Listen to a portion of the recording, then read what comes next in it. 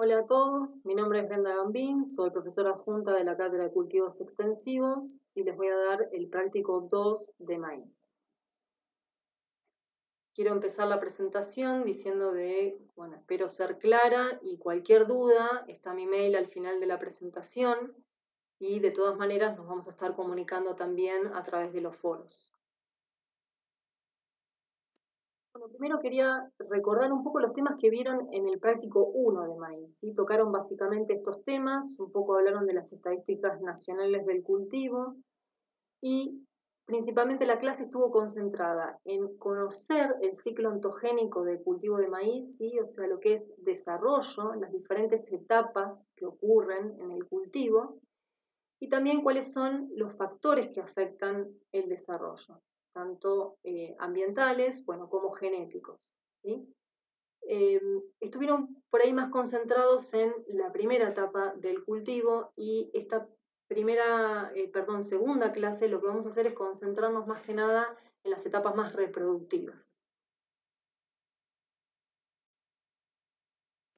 Entonces, los temas que vamos a tratar tienen que ver, como les dije, nos vamos a concentrar primero en las etapas más reproductivas, vamos a hablar de biología floral, periodo del llenado de grano y un poco del periodo crítico de determinación del rendimiento. Después vamos a pasar a ya aspectos más globales que tienen que ver con, bueno, cómo uno puede entender la determinación del rendimiento a través de diferentes modelos. Uno puede ser el modelo fisiológico, que es el que van a ver que vamos a usar más, y también está el modelo de componentes numéricos. Y después vamos a trabajar con ese modelo pensando en dos prácticas de manejo que tienen gran importancia en el maíz y también en otros cultivos, que son la fecha de siembra y la densidad.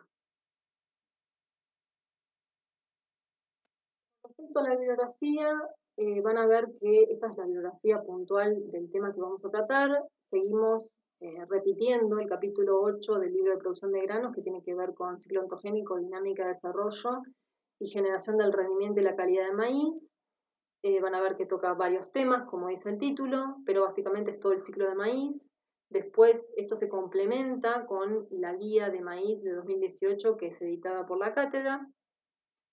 Y algo que también está asociado básicamente a lo que se va a tratar en la clase de hoy, que es el capítulo 6 del libro de producción de granos, que se refiere a análisis de la generación de rendimiento, crecimiento, partición y componentes. ¿Sí? La clase pasada ustedes estuvieron hablando más justamente, como bien dijimos, de desarrollo y ahora vamos a hablar más que nada de crecimiento, a pesar de que vamos a refrescar algunas cosas.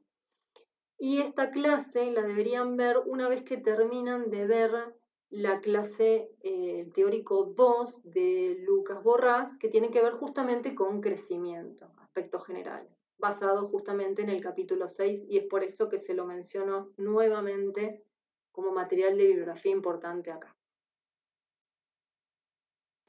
Entonces, quería empezar recordando un poco el ciclo de maíz para ubicarnos.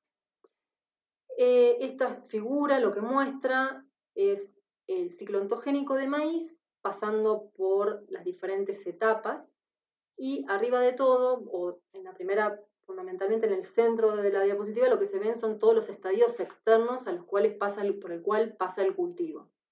Desde la siembra hasta la madurez del cultivo, y como van a ver ahí, ven letritas, ¿sí? o símbolos que identifican justamente estados de desarrollo en base a una determinada escala, que es la de Ritchie y Henway, que es la más utilizada, donde se identifica el número con el número B, el número de hojas totalmente expandidas, y después el estado que le sigue es el estado de DT, que lo vieron en la clase pasada, tiene que ver con la aparición de la panoja y la floración masculina o la liberación de polen. El estado que le continúa es el estado R1, que tiene que ver con la floración femenina o la aparición de estigmas.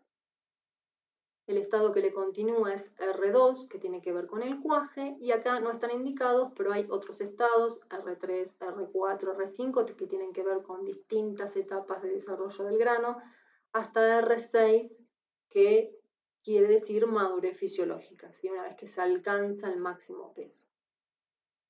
Eso entonces es algo externo y lo que ustedes vieron en la clase pasada es que hay una cierta correspondencia entre lo que pasa externamente con lo que pasa internamente en el cultivo, que es lo que aparece más abajo. Dice estado interno, los meristemas y justamente cuando hablamos de estado interno nos referimos a eso, ¿no? A qué pasa con el meristema. Y tenemos que tener en cuenta de que hay dos tipos de meristema, el meristema apical y los meristemas axilares que corresponden a las yemas que están en las axilas de las hojas que se van diferenciando, ¿sí? Esto es importante porque justamente el meristema apical es el que va en definitiva a dar origen a la panoja y el meristema axilar es en definitiva lo que va a dar origen a la espiga y por eso es importante tenerlo en cuenta. Entonces, lo que ustedes vieron es que desde o en las primeras etapas vegetativas, ese ápice al principio está en estado vegetativo, pero en algún momento empieza a pasar a estado reproductivo. Mientras está en estado vegetativo, lo que va a estar haciendo el meristema apical es lo que dice más abajo, ¿no? Va a estar diferenciando hojas y cuando pasa a estado reproductivo, que como ustedes vieron en general ocurre alrededor de B4, B6, pasa a diferenciar la estructura de la panoja y termina con la liberación del polen, como bien dice en la figura. Mientras que las yemas axilares van a estar diferenciando chalas mientras estén en estado vegetativo y en algún momento cuando pasen a estado reproductivo, que en general tiene lugar entre B7 y B9, o sea, un poquito más desfasado del cambio de ápice, van a pasar a diferenciar las futuras espigas y eso va a terminar, como bien dice en el gráfico, con la aparición de los estigmas. Eso a grosso modo.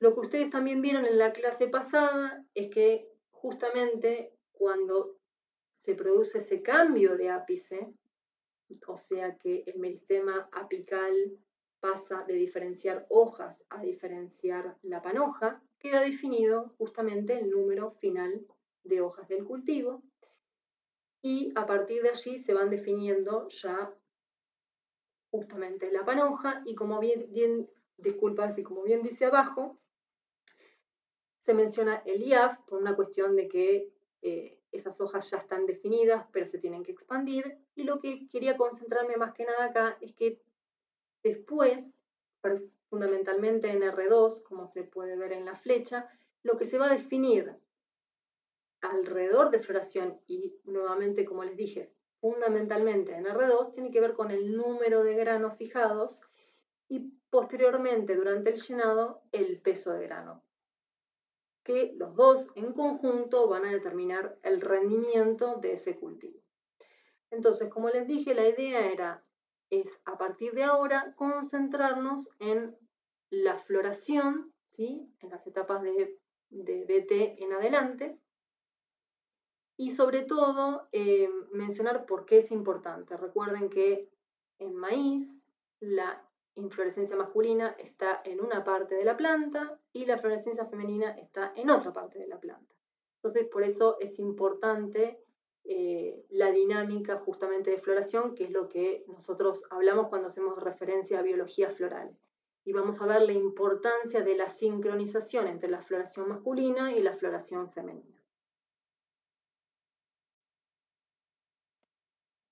Bueno, esto lo que muestra es un esquema de una inflorescencia. Lo que pueden ver en el margen izquierdo superior es una foto de una panoja que está floreciendo. ¿Sí? ¿Cómo yo me doy cuenta que una panoja está floreciendo?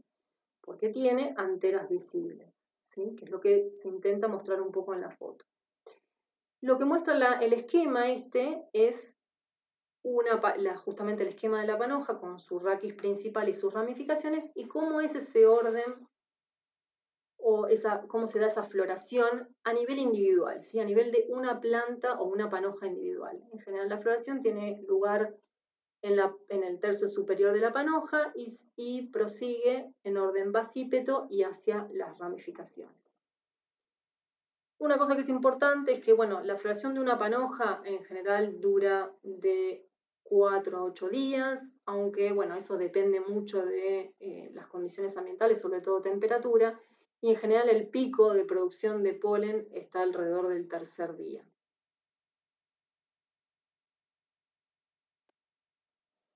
Esta foto lo que muestra es una de las ramificaciones de la panoja con sus flores, con la antera, y pueden ver justamente entre lo que muestra, lo que se ve como regla y la estructura de la panoja la ramificación, justamente ese polvillo que se ve que justamente son los granos de polen, ¿sí? Eh, una cosa que también es importante que tengan en cuenta es que la cantidad de polen que produce una panoja es muy alta, muy alta, relativo a la cantidad de flores femeninas que hay para fecundar, ¿sí? Piense que se producen alrededor de 2 millones o más de granos de polen cuando estamos hablando de que por ahí una planta tiene 1000 estigmas, o sea, 1000 flores para ser fecundadas. Con lo cual, en general, siempre la producción de polen no es algo limitante en maíz.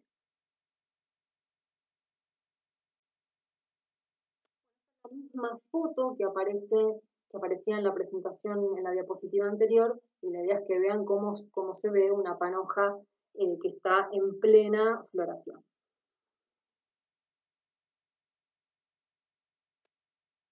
Bueno, hasta ahora hablamos de la inflorescencia masculina, ahora pasamos a la inflorescencia femenina, y lo mismo, tenemos una foto de cómo se ve la espiga con las chalas, que son justamente hojas modificadas que cubren a la espiga, y si uno saca todas las chalas, cómo se ve esa espiga, que tiene un pedúnculo y justamente la espiga propiamente dicha, con todas las espiguillas y sus flores, y una estructura que, bueno, ahí no se ve, pero sí se ve en la parte esquemática, tiene un marlo que es el soporte de esas flores. Todo en su conjunto se llama espiga.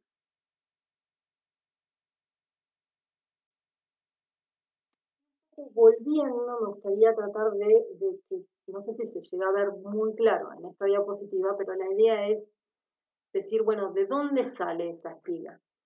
Esa espiga, esa foto que vimos anterior, justamente es la yema, como habíamos dicho al principio, es la yema de alguna de las hojas de la planta de maíz, que en general se ubica en la parte media de la planta, ¿sí?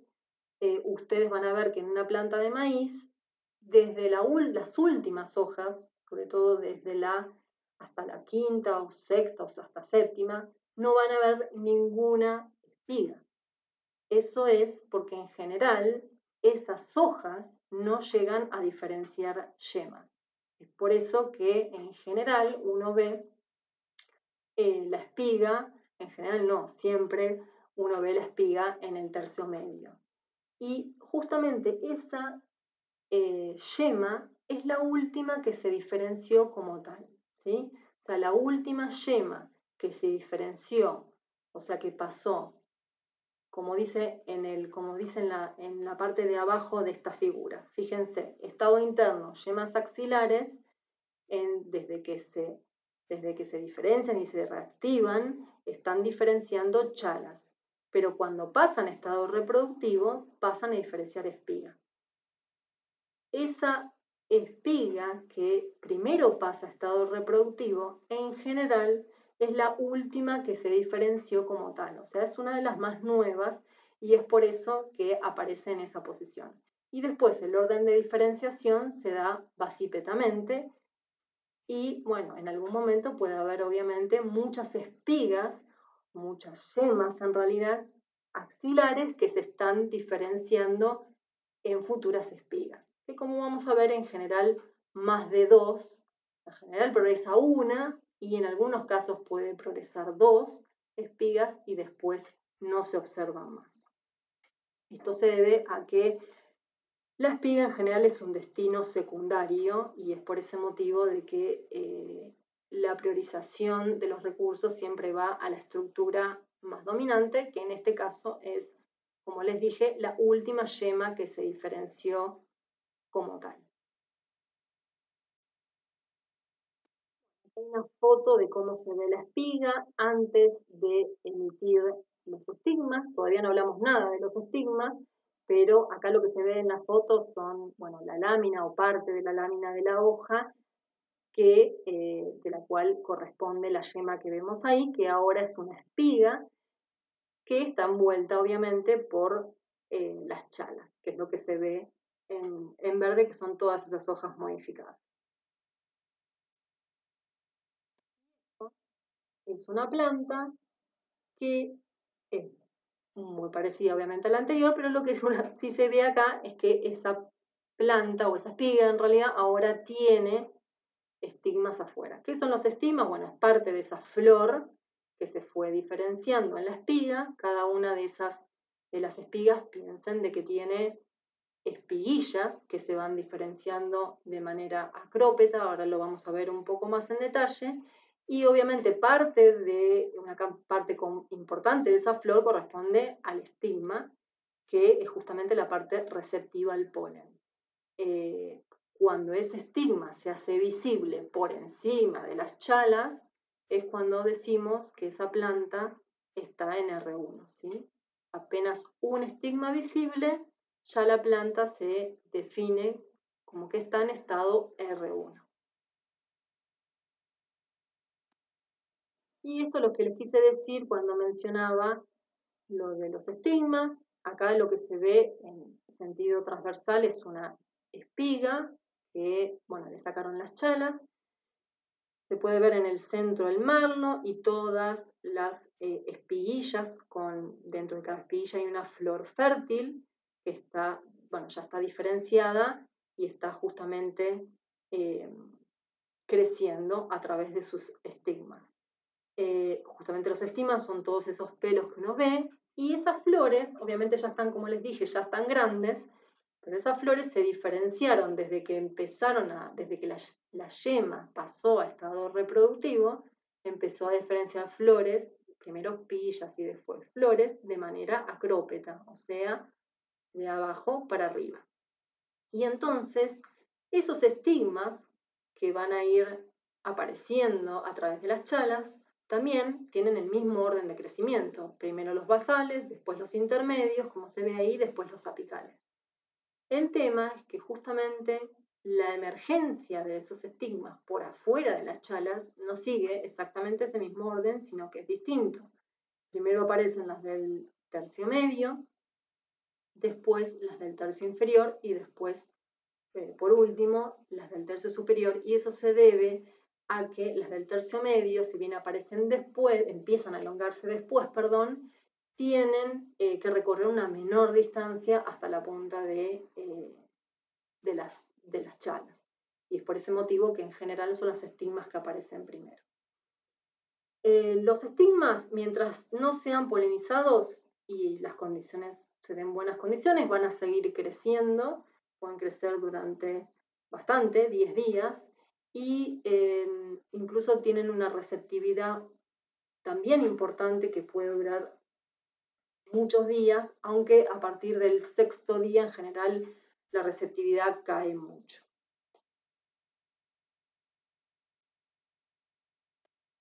Esto es una planta que muestra, bueno, acá es una planta que tiene dos espigas, ¿sí? Una espiga superior y una espiga secundaria, las dos con chalas, perdón, con estigmas aparecidos con un crecimiento importante, como se ve, o sea, se ven bastante largo. Eso significa que esta planta probablemente haya estado en R1 hace algunos días, no este mismo día puntual de la foto, pero lo importante es que vean cómo se ve una planta en floración femenina.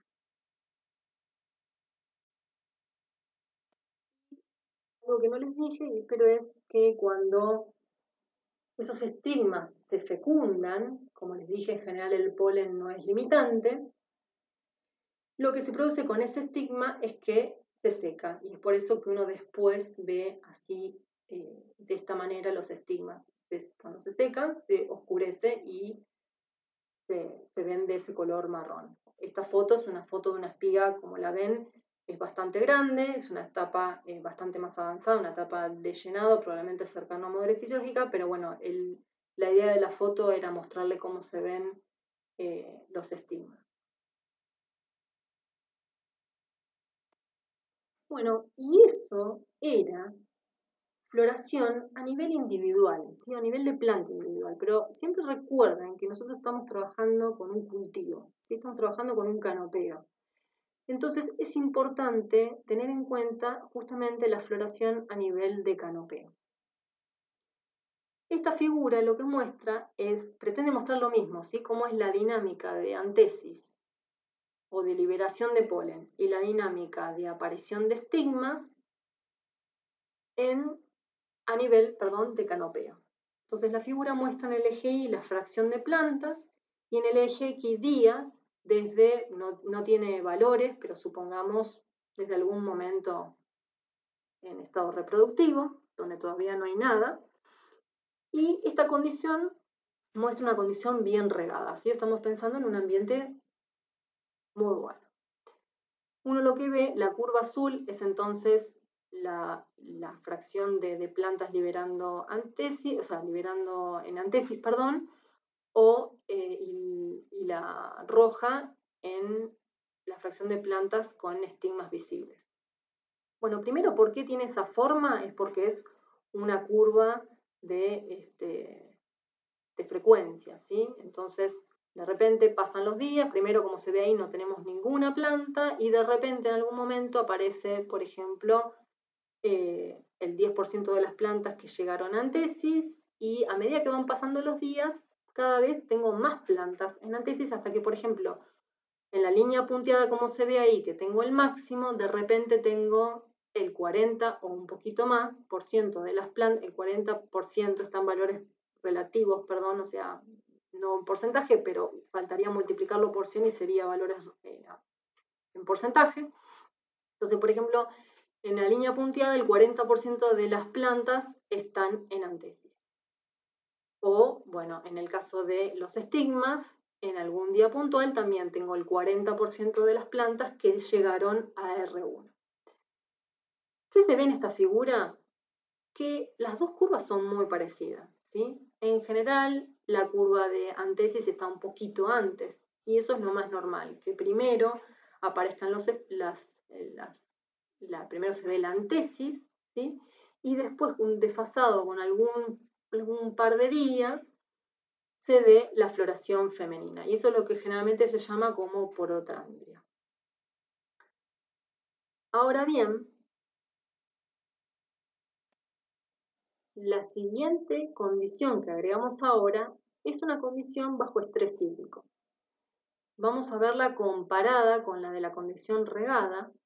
Fíjense que la curva de antesis no se ven muchos cambios, ¿sí? Quiere decir que ante un estrés hídrico, y es lo más normal, que ante un estrés hídrico la antesis no se producen tantos cambios en la liberación de polen a nivel de canopeo, pero sí se produce un cambio importante, sobre todo un desfasaje en lo que es la aparición de los estigmas o la cantidad de plantas que llegan a R1. Por ejemplo, si nos concentramos en la de estrés hídrico, fíjense que en el máximo valor, donde tengo muchas plantas que llegan a antesis en un mismo día, tengo el 40% o el 0,4% de las plantas de la población que llegaron a antesis, pero en ese momento tengo alrededor del 15% o 0,15% de plantas que están en estado de R1, o sea, liberando estigmas. Básicamente lo que uno ve entonces es que se atrasa la aparición de estigmas y no cambia la liberación de polen.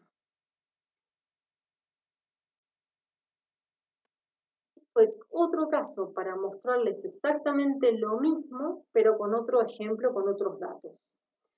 La figura muestra dos genotipos, ¿sí?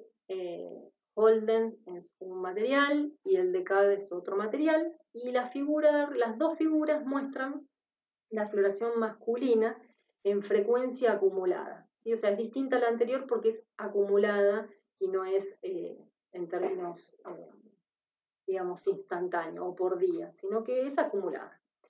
Y lo que muestra cada una de las curvas son 3 condiciones de crecimiento distintas. Los puntitos negros es una condición a una planta por metro cuadrado, o sea, lo que cambia es la densidad, ¿no? Una planta por metro cuadrado, el gris es 8 plantas por metro cuadrado y 16 son 16 plantas por metro cuadrado.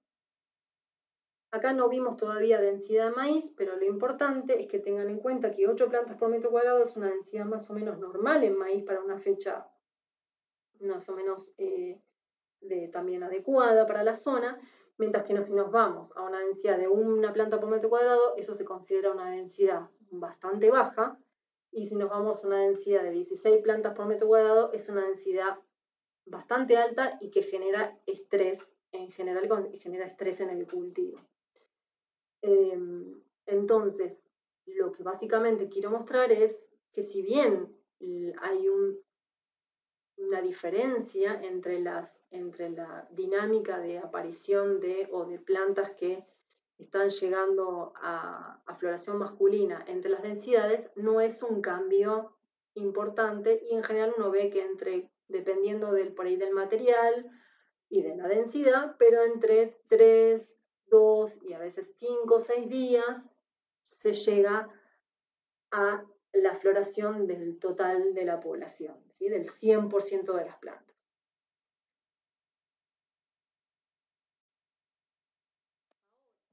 Agregamos qué es lo que pasa con la dinámica de floración femenina. Bueno, fíjense la diferencia. Vamos a concentrarnos por ahí en un caso, pero la idea es que las dos figuras muestran lo mismo. Fíjense que a una planta por metro cuadrado, la curva de floración femenina o de plantas que llegaron a R1, fíjense que es muy parecido a la de antesis.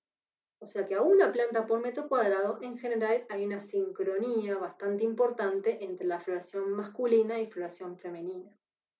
Si quieren, pueden mirar el 50% de floración en cada uno de los casos. Fíjense que la diferencia es mínima, e incluso en el caso puntual de una planta por metro cuadrado para Holdens, si uno mira puntualmente el Stilking, se da incluso un poquito antes.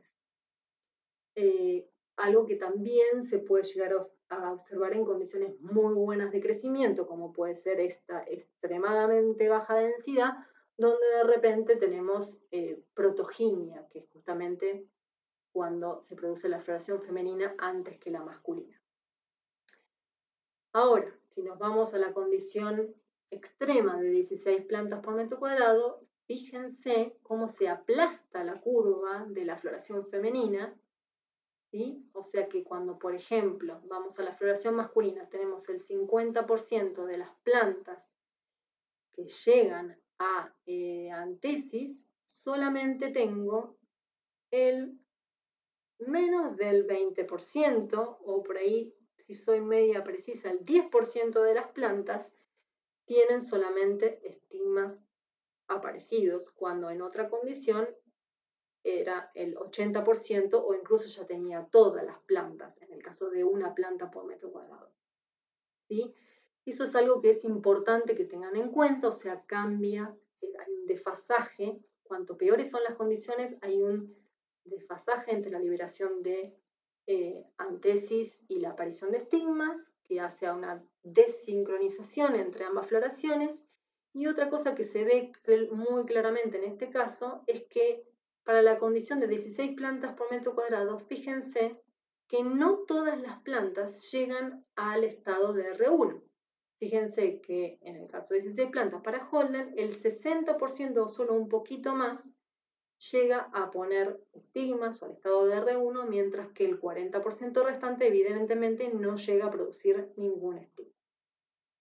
Eso tiene consecuencias importantes en la determinación del rendimiento, ¿sí? O sea, lo que nosotros necesitamos es que haya, cuanto mayor sea la sincronización, mayor va a ser la capacidad de esas flores fecundadas de llegar a ser un grano.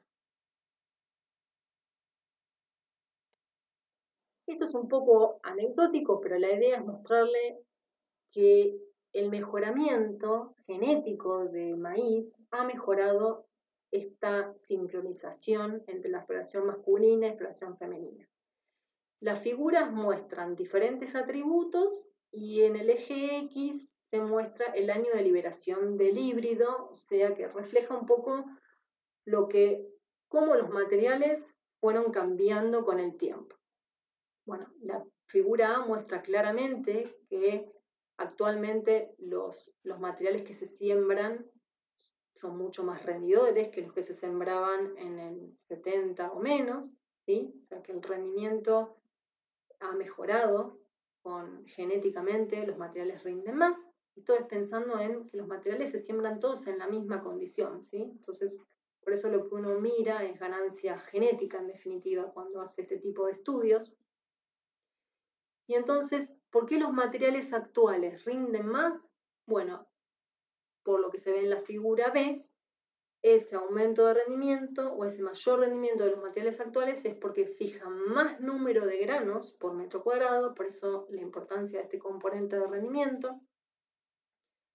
Y el mejoramiento genético realmente no ha hecho mucho con el peso de grano, aunque en realidad por lo menos no disminuyó, o sea, el peso de grano en general se mantuvo bastante estable. Y en la figura D y E, lo que se ve, bueno, en la D, vamos a la D, lo que se ve es que los materiales actuales tienen más biomasa de espiga al final del periodo crítico. Yo sé que todavía no llegamos a hablar de periodo crítico, pero piensen que esta biomasa de espiga en general es máxima en R2, ¿sí? Cuando hablamos de la etapa donde se define el número de granos. Entonces, los materiales actuales tienen más biomasa de espiga en ese momento. Y justamente esa más biomasa de espiga, en definitiva, es lo que permite que haya una mayor sincronización entre la floración masculina y la floración femenina, porque es lo que permite que más estigmas aparezcan de manera más rápida, ¿sí? O de manera más sincrónica.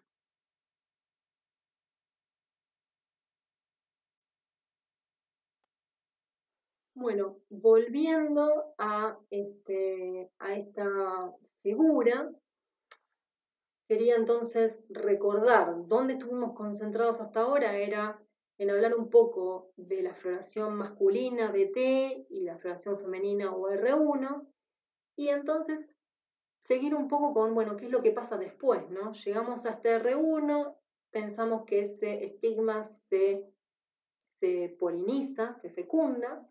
Entonces, ¿qué pasa después?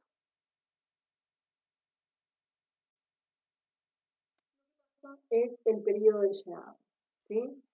Esta figura lo que muestra es el peso de grano en función de los días desde floración o desde que esa flor se fecunda, por eso está desde 0.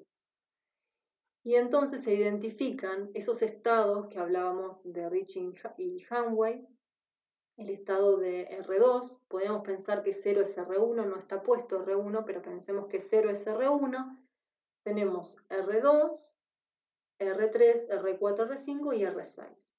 Bueno, esa primera fase es una fase donde el peso de grano, lo que está graficado es peso de grano en términos de peso seco, no hay un aumento, como ven, significativo del peso seco del grano, pero sí hay mucha actividad mitótica y se define el tamaño potencial de ese grano. Y también, justamente al final de esa etapa, que es justamente R2, es cuando se define si esa flor que está haciendo, que tiene mucha actividad mitótica y que obviamente fue fecundada, por eso tiene la actividad mitótica que tiene, en definitiva pasa a ser al llenado efectivo o no, o sea, pasa a ser un grano. Entonces R2, que es el cuaje, es justamente ese momento de definición del número de granos finales. Le sigue la etapa de llenado efectivo, se llama llenado efectivo porque justamente se llena el grano efectivamente. R3 es R2, perdón, es cuaje, estado de ampolla, que no lo había dicho, pero bueno, es cuaje o estado de ampolla. R3 es grano lechoso, R4 pastoso, R5 duro y R6 madurez fisiológica. Perdón ahí por por el inconveniente en mencionarlo. Y entonces fíjense que en R6 es justamente donde se alcanza ese máximo peso de grano, ¿sí? O sea, R6, lo que llamamos madurez fisiológica, o R6, es justamente la definición del peso de grano final y por ende del rendimiento final del cultivo. A partir de ese momento, fíjense que el peso de grano es totalmente estable. La figura de abajo lo que muestra es la humedad del grano y es importante mencionarlo porque ese grano justamente al principio, también lo van a ver en el práctico de campo, al principio es pura agua. Fíjense que la humedad del grano al principio durante la fase LAC tiene más del 80% de humedad y justamente después cuando se va llenando efectivamente ese grano se va desecando. Y en general, el valor de humedad donde se alcanza R6 o madurez fisiológica o máximo peso seco tiene lugar a un valor puntual de humedad. Va de nuevo, que no sé si fui clara. Existe un valor de humedad donde se alcanza R6 o madurez fisiológica, que es bastante consistente entre diferentes genotipos y condiciones ambientales. Y es alrededor del 35% en el caso de maíz. Entonces, es un valor, es un indicativo bastante interesante de si el cultivo llegó o no a madurez fisiológica. Como bien se ve después en la curva, esa humedad sigue disminuyendo, ¿sí? Porque el grano se sigue secando, a pesar de que en términos de peso seco, ya el peso seco está definido y el rendimiento ya está definido en ese momento de R6 o madurez fisiológica. Pero sí hay secado del grano.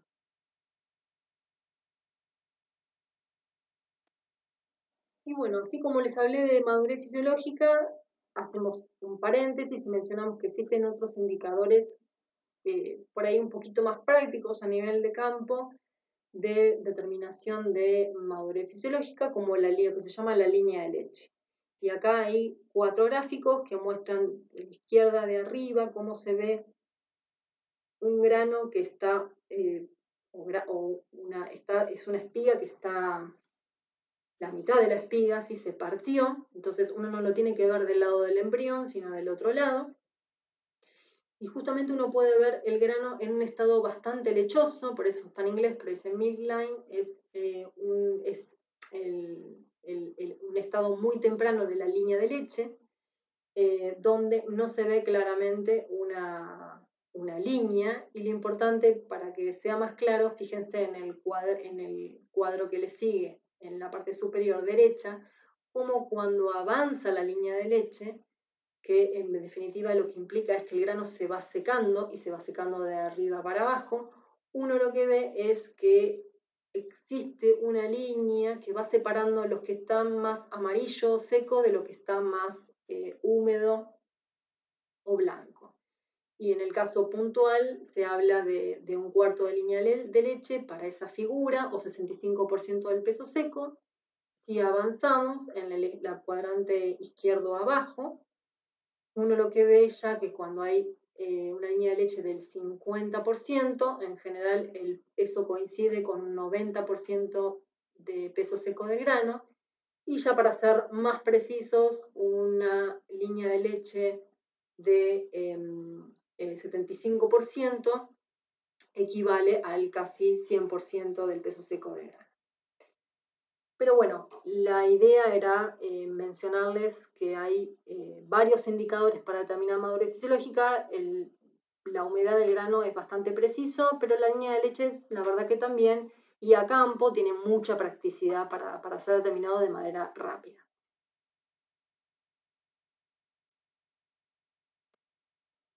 Bueno, un aspecto que es importante mencionar acá, y es que nosotros estuvimos hablando un poco de todo el ciclo, o sea, con Lucas Abdala en la primera clase, hablaron un poco de todo el ciclo, estuvieron más concentrados en las primeras etapas. Mientras que conmigo, por lo menos hasta ahora, les mencioné lo que ocurre alrededor de floración y durante el llenado. Ahora, algo que es importante introducir acá ¿es todo el ciclo del cultivo importante para lo de que es determinación del rendimiento del cultivo? La respuesta es que no, y es que existe un periodo crítico para la determinación del rendimiento. O sea, todo el ciclo es importante por una cuestión de que en todos los momentos se van definiendo algún atributo que va a impactar. Pero hay un periodo que es mucho más crítico donde es necesario que las condiciones de crecimiento sean las óptimas para asegurar un buen rendimiento, porque, bueno, de lo contrario existen caídas importantes. Mientras que si esto ocurre o un estrés puntual ocurre en otros momentos del ciclo, si bien puede afectar alguna que otro componente, hay que tener en cuenta de que existen compensaciones y es por eso que no son momentos críticos. No se preocupen que todas estas cuestiones las vamos a ver bien más en detalle tanto en los teóricos como en el resto de los otros cultivos. Se los va a dar Lucas Borrás en el teórico, pero simplemente mencionarle que como en todos los cultivos extensivos y en todas las especies, hay un periodo crítico. El periodo crítico de maíz se ubica desde los 15 días previos a la antesis hasta los 15 días posteriores a la antesis, y un poco lo que muestra esta figura es el resultado de cómo se define ese periodo, ¿no? Cómo definimos que son 15 días previos y 15 días posteriores a la antesis.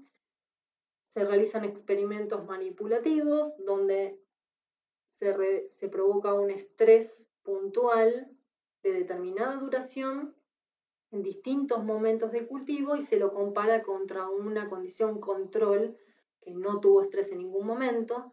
Entonces, a través de estos estudios se pudo determinar justamente lo que se ve en esa figura, que el rendimiento cuando se produce un estrés en floración o desde 15 días antes y hasta 15 días después se produce una caída significativa del rendimiento.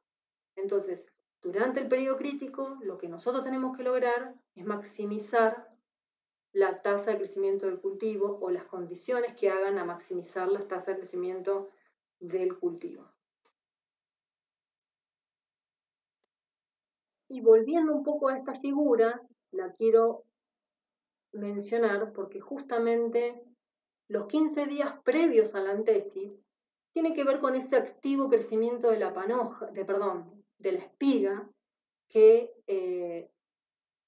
no sé si recuerdan, habíamos mencionado que ese crecimiento de la espiga es muy importante para la aparición de los estigmas sincrónicos después, para que aparezcan muchos estigmas juntos. Bueno, la etapa previa a la antesis, esos 15 días previos a la antesis, tiene que ver con eso, con lograr maximizar el crecimiento de la espiga. Mientras que los 15 días posteriores a la antesis tiene que ver con la fase LAC que aparece en esta presentación, con esos primeros 15 días de llenado de grano, donde mucha acumulación de peso no hay, pero hay mucha actividad mitótica de ese óvulo que fue fecundado y que va a pasar a ser un grano. Entonces, como dice ahí, los 15 días post R1 del periodo crítico incluyen la primera parte del llenado.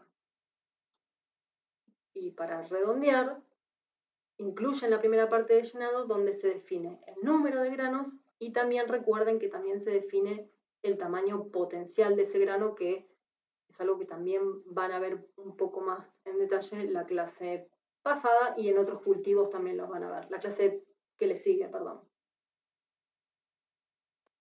Bueno, un poco algo que van a repetir, se va a repetir también en otros cultivos, y es mencionarle de que por qué es crítico el rol de floración y por qué es justamente la etapa donde se está definiendo el principal componente del rendimiento, que es el número de granos. Y acá lo que se ve es una asociación muy importante cuando uno considera datos de muchos genotipos y muchos ambientes. Fíjense que estoy generando una variación de rendimiento de 0 a 16.000 kilos, y hay una correlación muy fuerte entre ese rendimiento y cuántos granos se fijaron. Cuanto más granos se fijen, mayor va a ser mi rendimiento. Y la flecha para un mismo número de grano no hay que subestimarlo, y un poco nos dice de que cuidado, porque a un mismo número de grano obviamente existen variaciones en el rendimiento asociadas al peso, pero en definitiva eso tiene menos impacto sobre el rendimiento, y es el componente numérico número de granos el que más explica las variaciones. Bueno, este modelo conceptual también lo van a ver mucho, Lucas se los va a mostrar en el teórico, y la idea es un poco ya cerrar lo que vimos de biología floral y concentrarnos, y estuvimos viendo por ahí la etapa más crítica del cultivo, la etapa reproductiva, y ahora vamos a ir a ya las cuestiones más de manejo, y por eso necesito, para meterme en las cuestiones de manejo, necesito generar este modelo conceptual. ¿Sí? Recuerden de que si bien existe un periodo crítico, el rendimiento se va definiendo a lo largo de todo el ciclo, y como dice, uno puede mirar el tiempo acá como si estuviera de abajo para arriba. Entonces, desde que se siembra el cultivo, primero aparecen hojas, después esas hojas tienen que expandirse y me van a ir generando un área foliar. Esa área foliar se va a ir desplegando a través de un coeficiente de atenuación, o K, que me va a definir, bueno, cuál es la radiación fotosintéticamente activa interceptada por el cultivo a través de mi eficiencia de intercepción, en definitiva.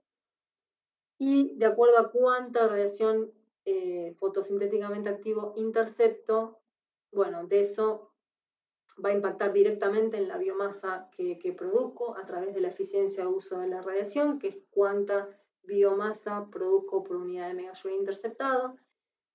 Y finalmente, esa biomasa tiene prácticamente una relación directa con rendimiento, porque, bueno, más biomasa en general es más rendimiento, y bueno, ahí un poco les indica valores de índice de cosecha esperables y valores también de otras variables esperables para el cultivo de maíz.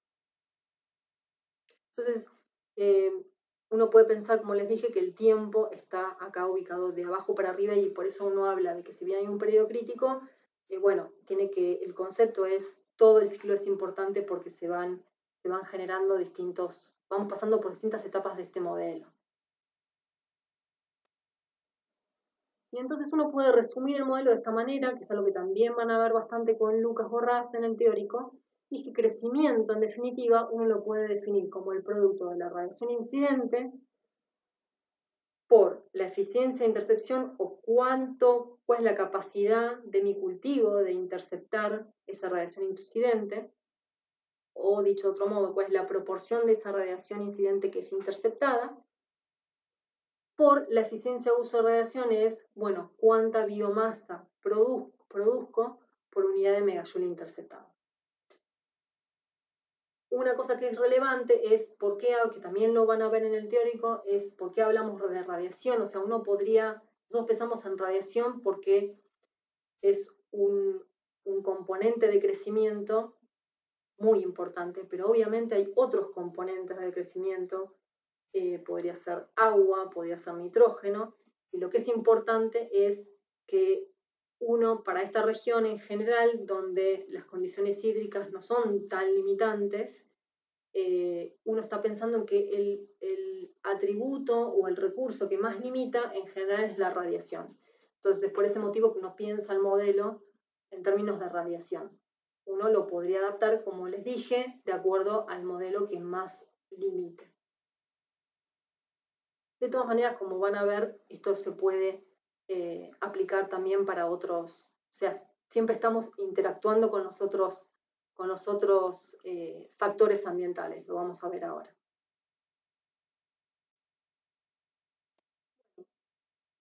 Una cosa que cambia acá es qué pasa si uno mira, o sea, si uno lo lleva a rendimiento en lugar de crecimiento. Bueno, tenemos la misma ecuación, pero le tenemos que agregar índice de cosecha, ¿sí?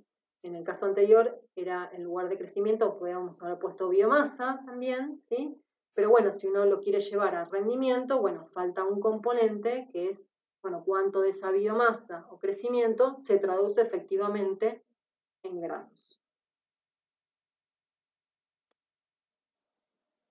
Otro modelo que quiero mencionar es el modelo de componentes numéricos y que en realidad se lo voy a mencionar simplemente y no es algo que utilicemos con gran detalle, porque tiene utilidad en términos prácticos, como van a ver en los prácticos de campo. Por ahí es un modelo que permite, si uno quiere ir siguiendo un cultivo, está bueno basarse en este tipo de modelos, pero no es un modelo que en realidad nos basemos mucho para lo que es cómo, digamos, nosotros a través de las prácticas de manejo podemos impactar. ¿Por qué no lo hacemos? Porque existen compensaciones, entonces cuando uno habla de componentes numéricos, entonces la aplicabilidad en ese sentido no es tan buena. Pero de todas maneras, cabe mencionar que uno tiene otros modelos, entonces, por ejemplo, puede decir que el rendimiento en función del número de granos por metro cuadrado por el peso de los granos, y esa sería la principal forma de descomponer rendimiento, y como dijimos, bueno, el rendimiento principalmente está compuesto el principal componente es granos y no peso, y a la vez uno puede descomponer a los granos por hectárea, un número de granos por hectárea, de acuerdo a cuántas plantas se definieron por hectárea o de acuerdo a la densidad lograda, cuántas espigas tuvo por planta y cuántos granos por espiga tuvimos. Entonces, esto lo van a ver también en la ejercitación, donde se le dan algunos datos de valores de componentes numéricos para que vean el impacto que tienen diferentes prácticas de manejo, como por ejemplo la densidad, sobre la compensación de estos componentes. Bueno, como les dije, es más que nada de utilidad en términos prácticos. Bueno, entonces ya entrando acá en empezar a usar este modelo, lo que tiene que quedar claro es que con las prácticas de manejo nosotros afectamos todos estos parámetros, pero principalmente la eficiencia de intercepción, o sea, lo que aparece como EI. Y vamos a tocar dos prácticas de manejo importantes en maíz, que son la fecha de siembra y la densidad. El incidente, si vamos a este componente, ¿cómo lo podemos afectar? Y bueno, obviamente a través de la latitud. Si yo me muevo en latitud, estoy cambiando la radiación incidente. Si yo siembro en diferentes momentos, como dice ahí, épocas del año, también estoy cambiando la radiación incidente, y obviamente el largo de ciclo también. Un ciclo corto en general va a captar menos radiación que un ciclo largo sembrado en la misma fecha. Entonces, básicamente, cuando hablamos de radiación incidente, ¿qué práctica de manejo la modifica? Y bueno, es la fecha de siembra. Entonces, fecha de siembra, es importante que hay criterios, digamos, para definir la fecha de siembra de un maíz. ¿Qué son? La fecha media de última helada, la temperatura media del suelo, el contenido de agua del suelo y la coincidencia del periodo crítico con condiciones ambientales favorables. Y estos aspectos están, digamos, priorizados, ¿sí? Del más importante al menos importante o crítico. Si empezamos con fecha media de última helada, el mapa muestra, en realidad son dos mapas, y lo que se muestra es, bueno, para la región pampeana, o parte de la región pampeana, la fecha media de primera helada en la izquierda y la fecha media de última helada en la derecha. Para la fecha de siembra, lo que, bueno, nos interesa en el caso de maíz como cultivo estival es la fecha media de última helada, que para nuestra zona anda alrededor o sea, se estima entre fin de agosto a mediados de septiembre. Obviamente tiene una variación asociada que no es siempre exactamente igual.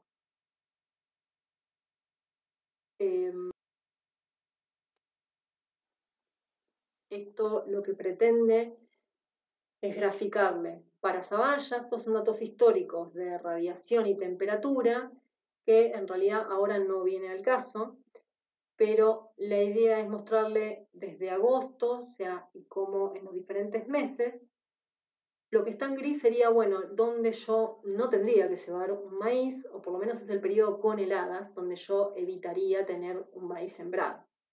Fíjese entonces que, bueno, si somos bastante riesgosos, estamos pensando en que a partir de fin de agosto podría llegar a sembrar un maíz. Y como dice en el otro extremo, si nos vamos a las heladas más tempranas, estamos hablando de mediados de mayo y en general esto no es un problema, aunque puede llegar a ser un problema en maíces sembrados muy tardíamente y bueno, sobre todo cuando nos vamos más al sur.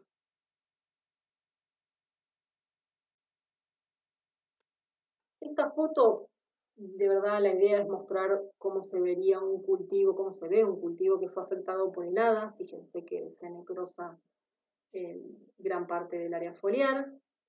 Lo que es importante que tengan en cuenta es que, bueno, el maíz, al ser un cultivo estival, obviamente es sensible a heladas, entonces provoca esto, un daño en términos de área foliar. Y a lo que es importante es que recuerden que el ápice hasta B6 está aproximadamente por debajo de la superficie del suelo. Eso lo protege aún más si llega a haber heladas. Quiere decir que hasta B6, si yo tengo una helada, y obviamente dependiendo de la magnitud de la helada, lo que puedo llegar a tener es mortandad, muerte de área foliar o pérdida de área foliar, pero no gran impacto a nivel de ápice, o sea, no pérdida de plantas. Mientras que si tengo una helada posterior a B6, o sea, una vez que el ápice está por encima de la superficie del suelo, bueno, los riesgos son mayores y habrá que evaluar puntualmente la magnitud de esa helada para ver qué riesgo puedo llegar a tener sobre el rendimiento o qué impacto podría llegar a tener. En este caso puntual, fíjense que es un maíz que está encañando, o sea, tiene la espiga, perdón, la panoja por encima de la superficie, con lo cual, bueno, es un caso a evaluar.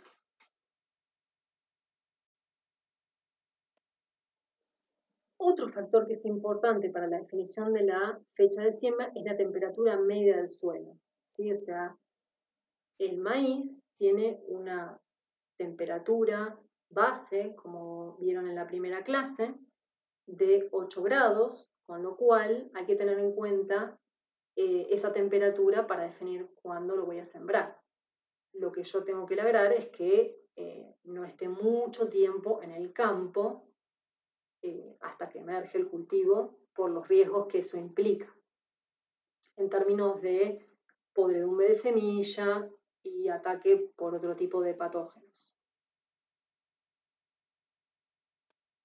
Entonces, si volvemos a este mismo esquema, estamos pensando en agregar, si la comparan con la anterior, fíjense que agregamos un poquito más de gris en la figura, en términos de, bueno, tengo que tener cuidado con que las temperaturas desde agosto, fin de agosto, principio de septiembre son bastante frescas y eso puede provocar, o sea, estamos hablando de menos de 15 grados, y eso puede provocar que esté mucho tiempo en cultivo, en la semilla por debajo de la superficie del suelo. Uno tendría que tendría que evitar que la duración de la etapa de siembra de emergencia sea de más de 2 semanas, o sea, el límite es alrededor de 2 semanas. Y es en general lo que duran las fechas de siembra, la duración de la etapa siembra emergencia para fechas de siembra muy tempranas. Entonces es por eso que planteamos o por lo menos uno debería plantear ese límite aún mayor en el establecimiento de la fecha a partir del cual se puede sembrar un maíz. Bueno, por supuesto que para que emerja, se enviva la semilla y germine y crezca, tiene que haber agua en el suelo. Entonces es por eso que el contenido de agua del suelo es importante para la definición de la fecha de siembra. Y simplemente es un poco mostrar la variabilidad que puede haber para el mismo momento del año, en 2 años distintos. Fíjense que se muestra un mapa de agua útil, de agua útil en un momento determinado, al metro de profundidad, y la variación entonces que puede haber de un año a otro en esta variable. Y obviamente eso tiene impactos en la posibilidad de siembra. Obviamente que cada lote particular es, es un mundo, o sea, hay que tener en cuenta la historia del lote, de si viene de qué cultivo tuvo antecesor, el tiempo de barbecho, cómo fueron las malezas controladas. Son todas cuestiones que también vamos a ver que en definitiva van a impactar en el contenido de agua del suelo al momento de la siembra, pero obviamente este tipo de mapas son interesantes para mostrar un poco el impacto que tienen variables climáticas o más globales sobre el contenido de agua del suelo.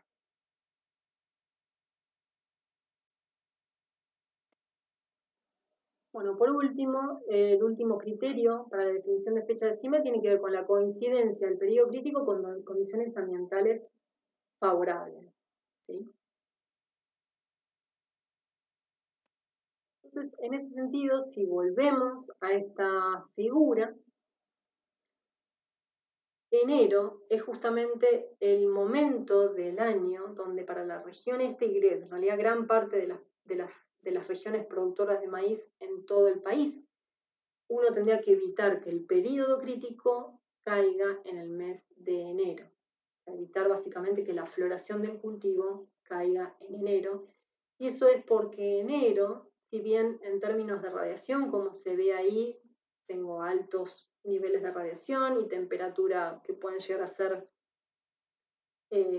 adecuadas para un cultivo estival, hay que tener en cuenta que enero la probabilidad de ocurrencia de lluvias es baja y a la vez la demanda evaporativa es muy alta, con lo cual determina que la probabilidad de estrés hídrico sean muy altas. Es por ese motivo que enero entonces uno debería evitarlo. Y si nos vamos a otras regiones, por ejemplo más al norte, existen problemas con estrés por temperatura, que también se tienen que evitar porque, por ejemplo, la viabilidad del polen es bastante sensible a este aspecto. Y esta figura lo que muestra es cómo se ubica el periodo crítico en diferentes fechas de siembra. Esto es un genotipo puntual donde en fechas se muestran los diferentes meses y fechas desde principio de septiembre en rojo, principio de octubre en verde, principios de noviembre en enero, perdón, en azul y mediados de diciembre en naranja. Bueno, una cosa que es un poco para refrescar lo que vieron en la clase 1, fíjense cómo a medida que se atrasa la fecha de siembra, en general lo que uno ve es que en días la duración del ciclo de cultivo se acorta y eso tiene que ver con que en realidad uno está exponiendo al cultivo, sobre todo en las primeras etapas, a temperaturas más altas. ¿Sí?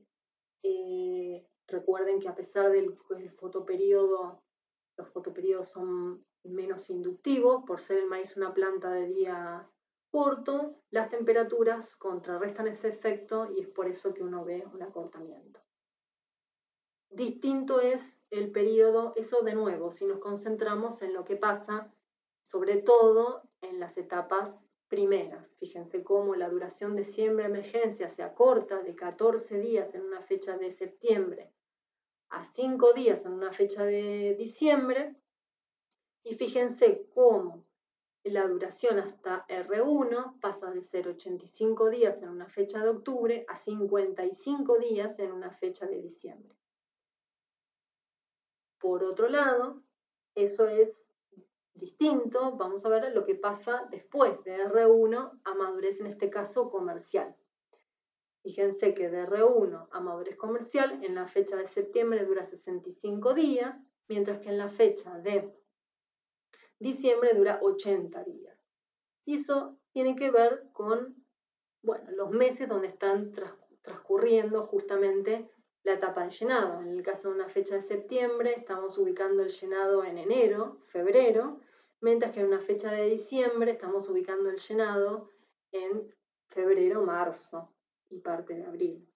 Entonces, y obviamente con ello el secado también cae en diferentes condiciones. No es lo mismo un secado del grano en febrero que un grano que se está secando en abril.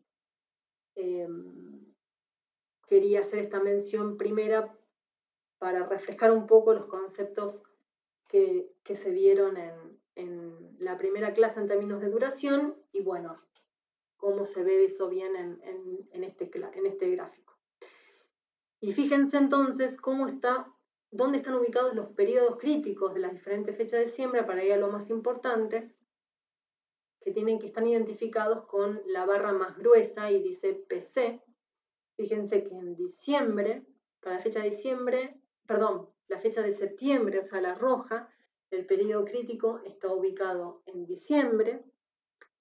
Si nos vamos a la fecha de octubre, ubicamos parte del periodo crítico en diciembre, pero también partes la estamos ubicando en enero, sobre todo la segunda etapa del periodo crítico. Si nos vamos a noviembre, básicamente todo el periodo crítico está ubicado en el mes de enero. Y si nos vamos a diciembre, ya ubicamos todo el periodo crítico básicamente en el mes de febrero. Por supuesto que a esto puede haber cierta variación asociado a los materiales, pero en general para los genotipos de madurez relativa que se utilizan en esta zona, esto es lo más esperado. Lo que vimos en la figura anterior lo ponemos acá.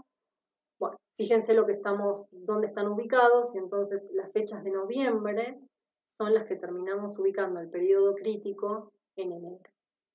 Y las fechas de octubre, en realidad, tampoco serían, que son las verdes, tampoco serían recomendadas, por lo menos tienen que ser fechas que no sean muy avanzadas en octubre, justamente porque parte del periodo crítico lo están poniendo en el mes de enero.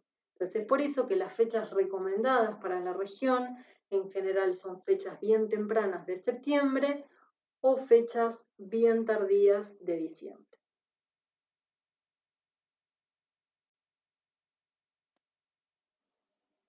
Entonces, como les decía, consecuentemente las fechas de siembra más comunes en la región son siembras tempranas, desde mediados de septiembre hasta principios de octubre, y siembras tardías, que son desde durante en realidad el mes de diciembre, principalmente segunda quincena, hasta principios de enero.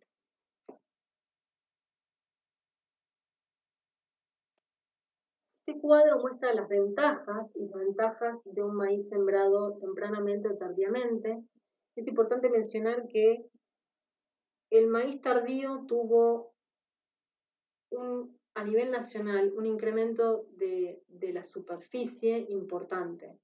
Hasta el 2000, las campañas 2011, 2012, en general el 20% del maíz que se sembraba a nivel nacional era tardío y el 80% del maíz era temprano, mientras que actualmente el 60% del maíz que se siembra es tardío, mientras que el 40% es temprano, y un poco este cuadro resume los motivos, en parte, ¿no? Que básicamente son estos. El rendimiento de un maíz temprano, y eso es, si hablamos de esa característica, el potencial de rendimiento en general es mayor en un maíz temprano respecto a un maíz tardío, y si no quiero volver a la presentación, pero si piensan dónde está ubicado el periodo crítico y miran la marcha de la radiación, fíjense que en un maíz temprano está ubicado con altos niveles de radiación, porque justamente la floración se está dando en diciembre, mientras que si nos vamos a un maíz tardío, cuya floración es en febrero, ya los niveles de radiación están cayendo y es por eso que el potencial de rendimiento es menor.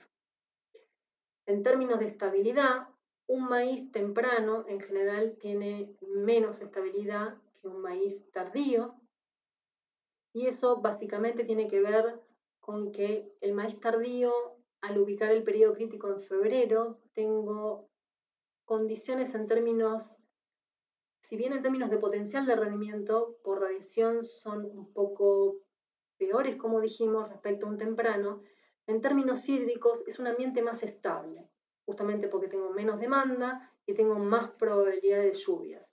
Entonces es por eso que año a año ese ambiente de fecha tardía me da mayor estabilidad de los rendimientos. Mientras que en fecha temprana, si bien tengo más potencial de rendimiento y con ello en años buenos puedo tener muy alto rendimiento, también tengo probabilidad de tener estrés hídrico en diciembre y eso en general implica caídas del rendimiento y con ello implica mayor o inestabilidad o menos estabilidad de rendimiento.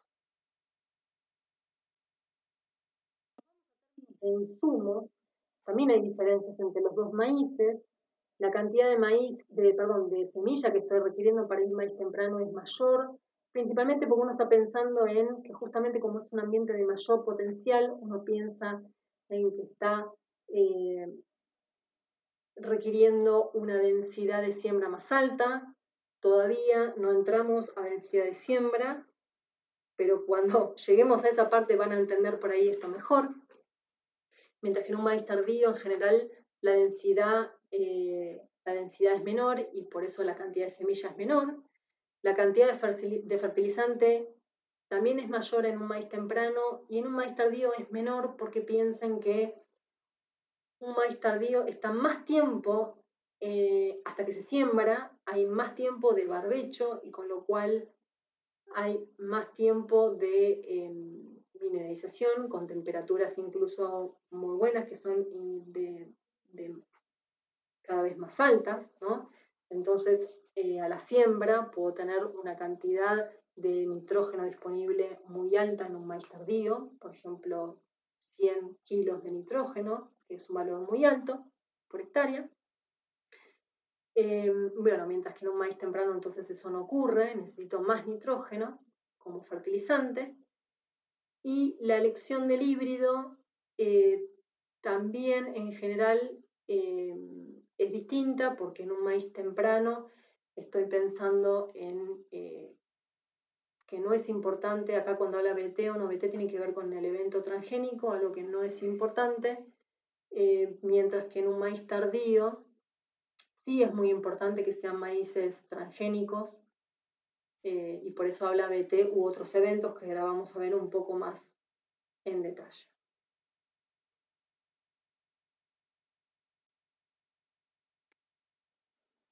Lo que respecta a plagas, enfermedades, bueno, en general depende, pero vamos a ir uno por uno, pero lo que es enfermedades de suelo cortadoras, en general es mayor en un maíz temprano por el tema de las bajas temperaturas, mientras que en un maíz tardío tiene menor incidencia porque las temperaturas son más altas, entonces muchas de esas plagas desaparecen. El barrenador del tallo, las cogolleras y la isoca de la espiga tienen menor incidencia en un maíz temprano y mayor en un maíz tardío, y por eso es importante el tema de la elección del híbrido en términos de transgénicos. Lo que es enfermedades, de nuevo, si estamos pensando en algo que pasa en la semilla, es mayor en un maíz temprano por las bajas temperaturas, pero pasa a ser algo muy secundario o de menor importancia en un maíz tardío. Mientras que el mal de río cuarto, podredumbre de raíces y tallos y podredumbre de la espiga es mayor en un maíz temprano la incidencia respecto de un maíz tardío. Perdón, mayor en un maíz tardío respecto a un maíz temprano. Está claro en el cuadro, así que no me preocupo mucho si lo llevo a errar, pero perdón. Con respecto a la cosecha, algo que también es importante, la humedad de cosecha de ese grano es menor en un maíz tardío. Recuerden dónde está ubicado dónde ubica el llenado. El maíz temprano, recuerden que está ubicando el llenado en enero, febrero, mientras que un maíz tardío lo está ubicando en marzo, abril y el secado aún más tarde, ¿sí? Con lo cual, por eso es muy importante, o la humedad de cosecha va a ser mayor en un maíz tardío. Y la calidad de grano también hay algunos cambios en términos de fecha de siembra que lo van a poder ver más en detalle en la clase que viene. Entonces acá quería hacer un paréntesis respecto a la elección del híbrido. Obviamente la elección del híbrido es importante en cualquier ambiente, pero si hablamos puntualmente en la elección o en fechas de siembra contrastante, es muy importante, porque hay aspectos que son relevantes en términos de cómo varía con los híbridos que son importantes tener en cuenta. Por ejemplo, el ciclo, lo que es madurez relativa. Bueno, entre fechas de siembra contrastantes puede llegar a haber tiene que llegar a haber, es importante tener en cuenta la madurez relativa del híbrido o no pensar en una madurez relativa muy alta si estoy yendo a fechas de siembra muy tardías.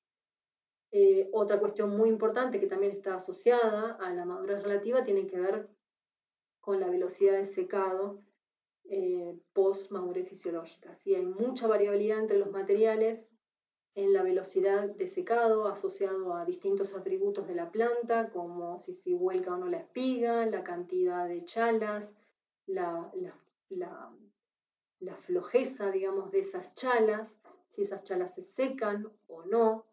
Entonces, todo eso influye en la velocidad de secado hacia la variabilidad genotípica que está presente y por lo tanto impacta mucho en la elección del híbrido, sobre todo si me voy a un maíz tardío. Si me voy a un maíz tardío, no solo voy a mirar potencial de rendimiento o rendimiento de un híbrido, sino que también voy a mirar que sea un híbrido que se seque, que tenga una buena velocidad de secado.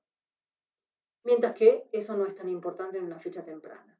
Y bueno, otras cuestiones importantes, tolerancia a mal de río cuarto, resistencia a vuelco, por ejemplo, puede llegar a ser muy importante en una fecha tardía porque piensen que ese maíz sembrado tardíamente está mucho tiempo en el campo, perdiendo humedad hasta que se puede llegar a cosechar y es por ese motivo que tiene que tener una resistencia a vuelco muy importante, con lo cual es algo también a tener en cuenta para la elección del híbrido maíz tardío.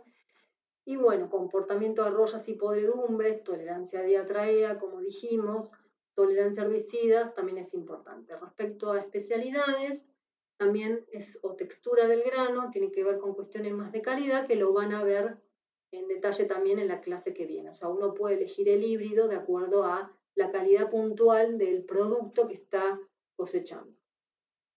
Lo van a ver, como les dije, en la clase que viene.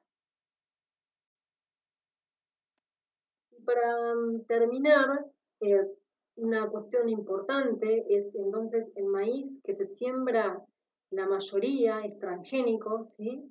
Una planta transgénica, como dice en la presentación, es aquella que contiene un gen o genes de otra especie que fueron insertados artificialmente. Entonces, uno cuando elige un híbrido, no solo lo elige como dijimos, por las características de rendimiento, estabilidad y demás, sino también por esta tecnología. Y actualmente hay un montón de tecnologías disponibles y el cuadro superior lo que muestra es justamente verticalmente todas o algunas plagas muy importantes en maíz, como diatraea, spodoptera, helicoverpa, diabrotica y, bueno, glifosato, que es un herbicida. Y en cada columna el transgénico o la tecnología asociada al híbrido que controla o no esa plaga puntual. Por ejemplo, si en el caso de que diga 0, significa que no lo controla, y en el caso de cuando tenga, cuanto más tenga, o símbolo más tenga, quiere decir que lo controla de manera mayor.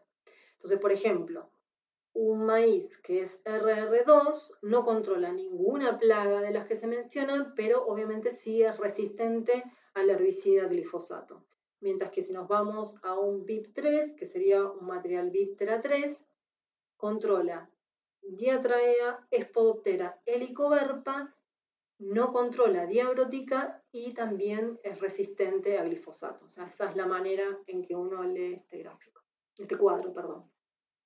Y en el cuadro inferior lo que les muestra son algunos ejemplos Por ejemplo, un material DK615MG, ese es el nombre comercial que aparece, MaísGuard MG. ¿Qué controla? Bueno, no tiene resistencia a herbicidas, pero sí controla insectos como lepidópteros, principalmente Diatraea y en menor medida Spodoptera y Helicobacter. Y así con otros ejemplos que aparecen acá en la presentación. Pero bueno, para resumir, lo importante es que la elección de la tecnología en maíz tardío es muy importante. Bueno, si volvemos a este modelo de determinación de rendimiento, entonces pensamos que el rendimiento depende de la radiación incidente por la eficiencia de intercepción, por la eficiencia de uso de radiación, por el índice de cosecha. Entonces, ya hablamos que la radiación incidente lo podemos básicamente modificar con la fecha de siembra y bueno, la elección del largo de ciclo. Y la eficiencia de intercepción la podemos modificar con otras prácticas de manejo: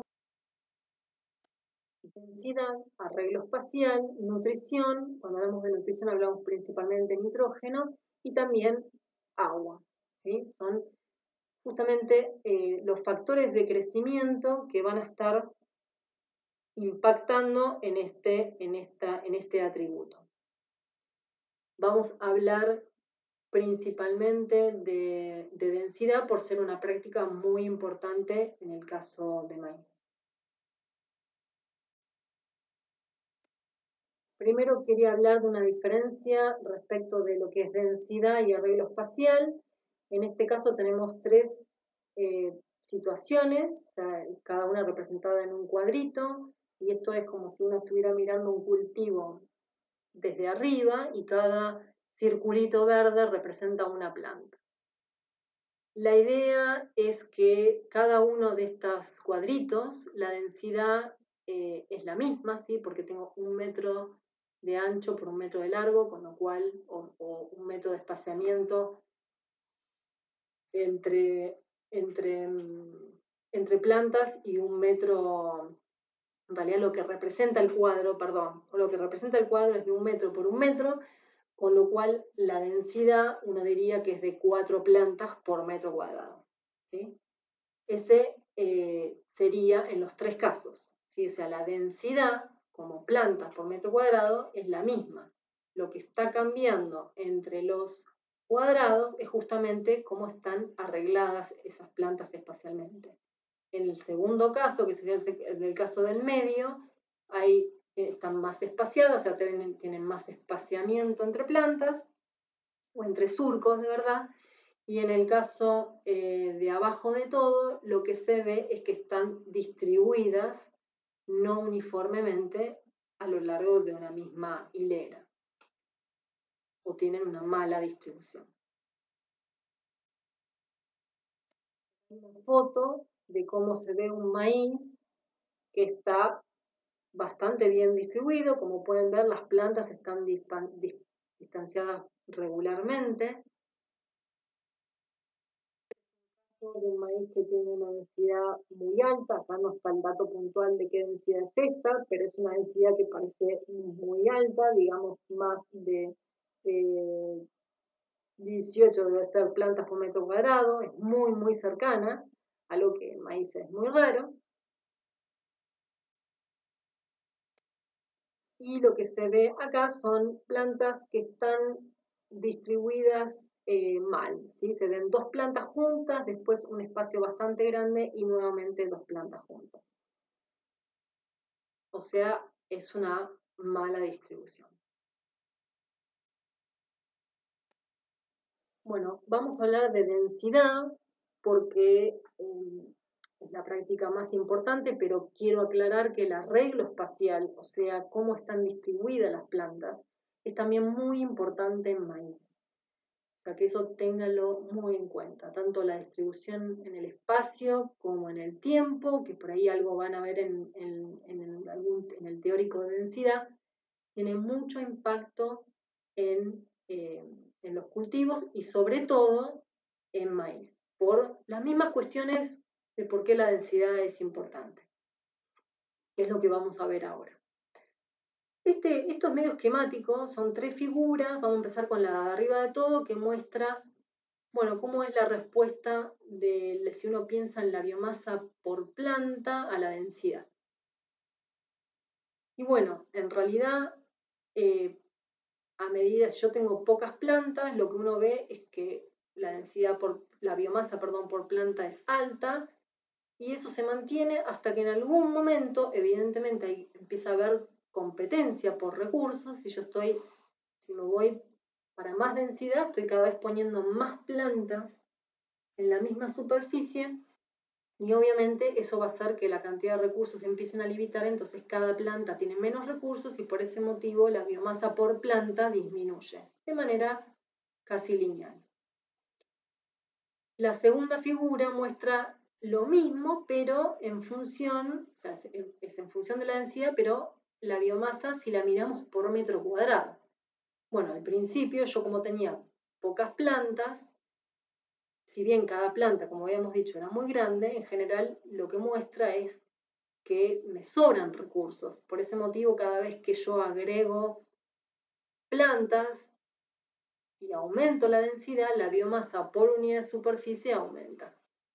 Hasta que en algún momento esa línea deja justamente de ser lineal y pasa a ser una curva de rendimientos, digamos, lo que se llama rendimientos decrecientes, porque justamente empieza a haber competencia y se alcanza un plató donde yo, a medida que agrego plantas, ya la biomasa por metro cuadrado no cambia. O sea, pongo más plantas, pero cada planta proporcionalmente crece menos y por eso la biomasa por metro cuadrado se mantiene constante. Si uno lo mira en términos de rendimiento y pensando de que siempre una proporción determinada de esa biomasa total va a rendimiento, uno esperaría la misma curva. Por eso la de abajo es exactamente igual a lo que uno ve en biomasa por metro cuadrado. Si uno mira, la respuesta del rendimiento a la densidad varía con la especie y si bien nosotros empezamos con maíz, necesariamente es muy importante mostrarle cómo es la respuesta a la densidad en otros cultivos. Entonces, la figura de la izquierda muestra cómo es la respuesta a la densidad, o sea, el rendimiento por metro cuadrado en función de la densidad para trigo, soja, sorgo y girasol. En general son respuestas de tipo asintótica y entonces uno habla de una mínima densidad a partir del cual ya no aumentar la densidad no provoca o no genera aumento de los rendimientos. Mientras que en maíz la respuesta a la densidad no es asintótica, sino que es parabólica, como se ve en la figura de la derecha. Eso hace que en maíz no hablemos de densidad mínima, sino que hablemos de densidad óptima. ¿Sí? Hay una densidad que maximiza los rendimientos.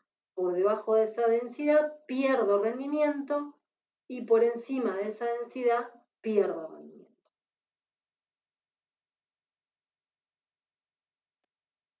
¿Por qué el maíz tiene esta respuesta de tipo parabólica a la densidad? Por dos cuestiones. Una es que tiene poca plasticidad vegetativa ante cambios en la densidad. Y esto se ve en esta figura también comparativamente con respecto a otras especies.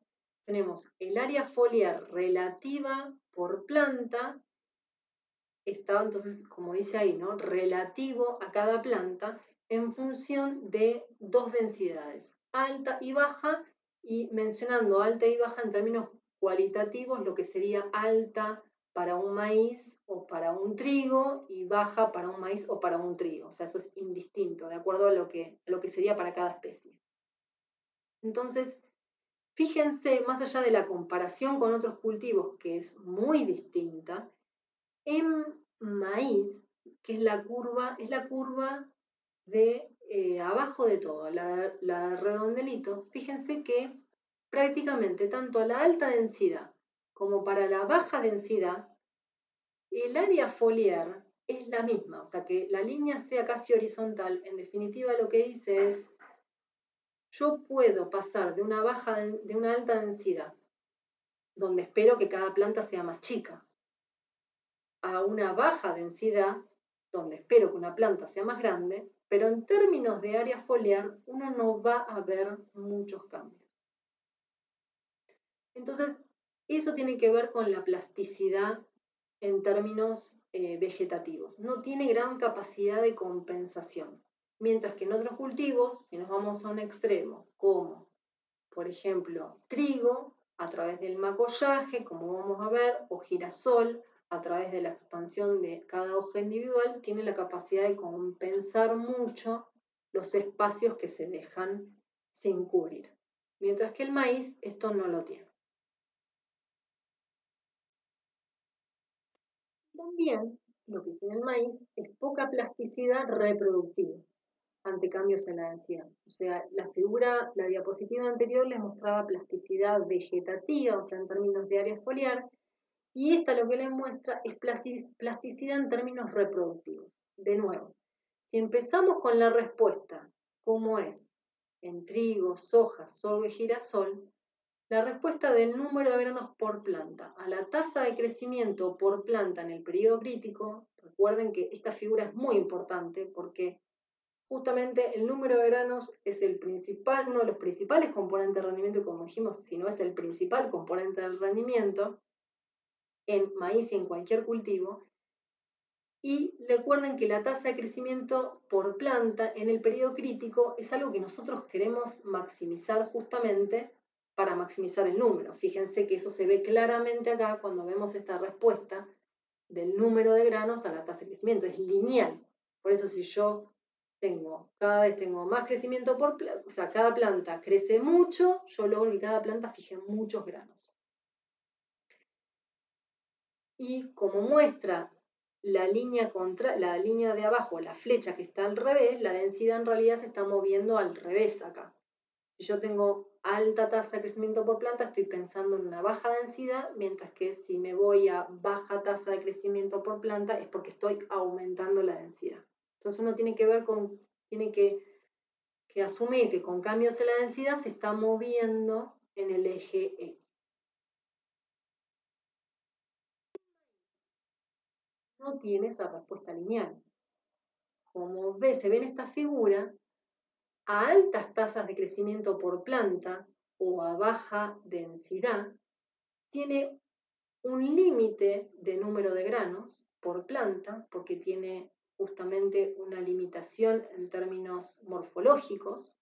Acá no aparece la segunda espiga, que provocaría un salto, pero de todas maneras uno espera esta respuesta. Lo importante es que si hay una segunda espiga no llega a ser lo que uno ve en trigo, soja, sorgo y girasol en términos de aumentar el número de granos. Y si nos vamos para el otro lado, nos vamos a una densidad muy alta, fíjense que lo que se ve es que hay, a partir de una determinada tasa de crecimiento que es tan baja, la caída del número de granos es muy importante e incluso hay plantas que pueden no dar granos. O lo que es al revés, en maíz, si uno lo lee de otra manera, en maíz hay una mínima tasa de crecimiento por planta alrededor del periodo fítico para fijar granos.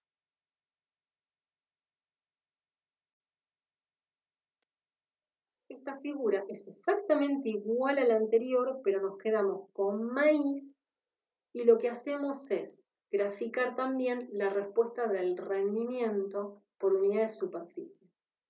Entonces, nuevamente tenemos en el eje X tasa de crecimiento por planta y lo que muestra, lo que se ve como puntos grises, que está representado en el eje Y, pero en el eje Y izquierdo, el derecho, es el número de granos por planta. Fíjense que en este caso aparece esa misma curva que hice yo, curvilínea, y en algún momento hay un salto a tasas de crecimiento muy altas de 9, donde aparece una segunda espiga y por eso se ve ese salto en el número de granos. Y por el otro lado, en el eje Y del lado izquierdo, aparecen los rendimientos por hectárea, que son los puntos negros. Y también la anilla negra, ¿no? Y los valores que aparecen abajo en un recuadro son las densidades. obviamente van de mayor densidad a menor densidad.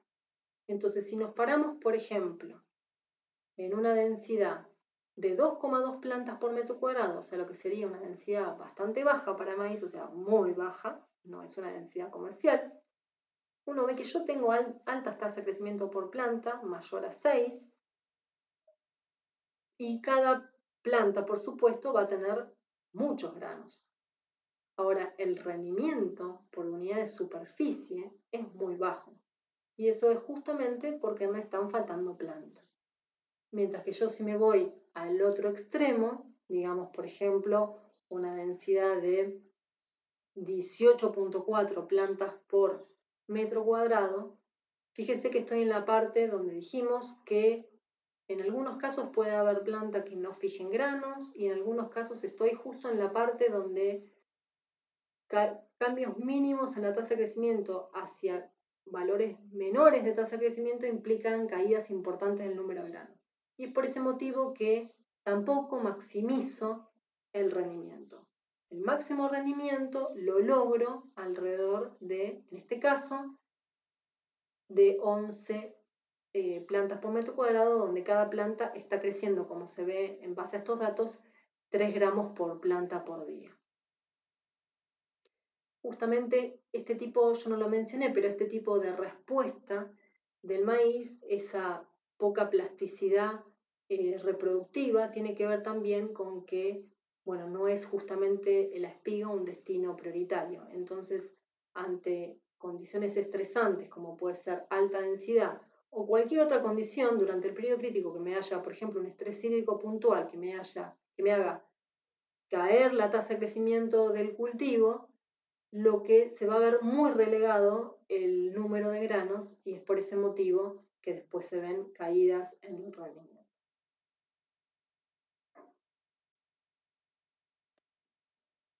Esto pretende mostrarle lo mismo, o sea, ya estamos hablando de rendimiento por unidad de superficie en función de la densidad, y mostrarle cómo el ambiente, sobre todo en este caso muestra ambiente, cómo modifica esa densidad óptima. O sea, la densidad óptima depende del ambiente.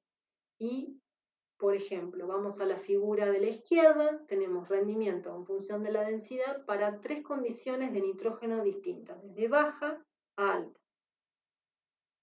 Fíjense que a medida que mejora la condición nitrogenada, mi densidad óptima, la densidad óptima aumenta. O sea, yo puedo poner más plantas y bueno, y con ello lograr un mayor rendimiento porque justamente el ambiente permite captar todos los recursos para justamente lograr esos rendimientos.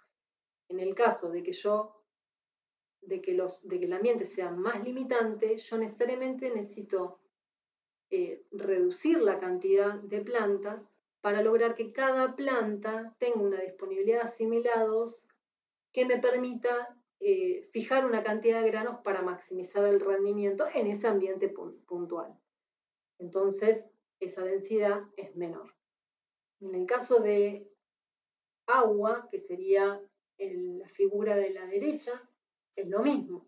Uno ve que cuando no hay deficiencias, la densidad óptima es muy alta y los rendimientos obviamente también, mientras que a medida que me voy a ambientes más limitantes en términos de agua, necesito reducir la densidad de plantas para que justamente cada una de las plantas que están en mi condición de crecimiento tengan una tasa de crecimiento que permitan lograr el máximo número de granos para la condición puntual. Obviamente que me maximicen el máximo número de granos para la condición en términos de superficie, ¿no? Porque esta figura estamos hablando de rendimiento por unidad de superficie.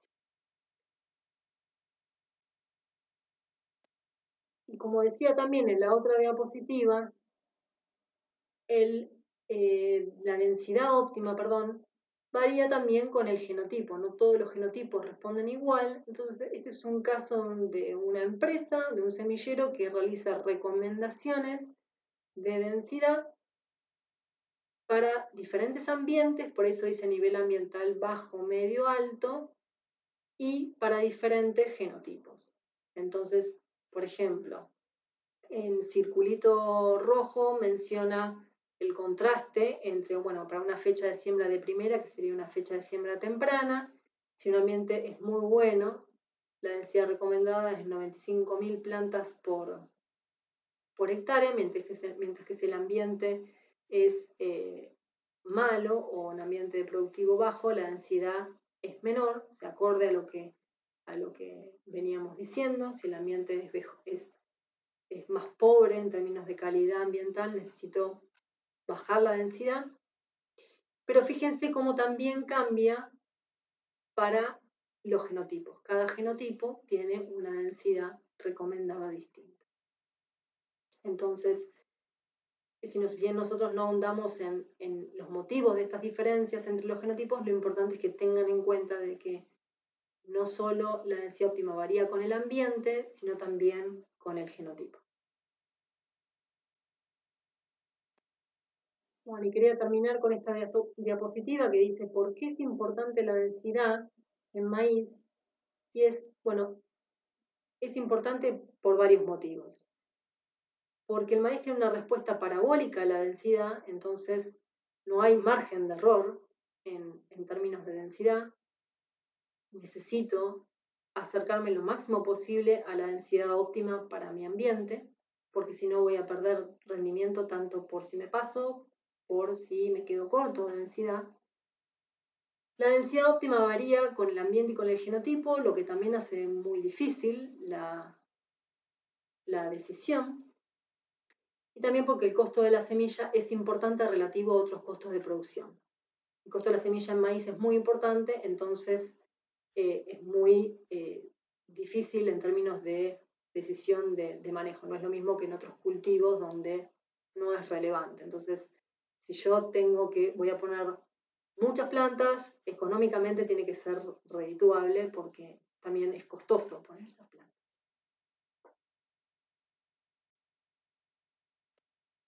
Bueno, en la clase se va a subir después 2 prácticos o 2 ejercicios. Hay un ejercicio que tiene que ver con dinámica de floración en diferentes ambientes y hay otro ejercicio que tiene que ver con densidad y componentes numéricos de rendimiento. Entonces, estos ejercicios se van a subir a intranet y la modalidad después de, bueno, las dudas, como les dije, pueden consultarlas personalmente o a través de mi email o por los foros y, bueno, seguramente de todas maneras después se definan se vayan indicando por internet los resultados de estos ejercicios que le estemos dando.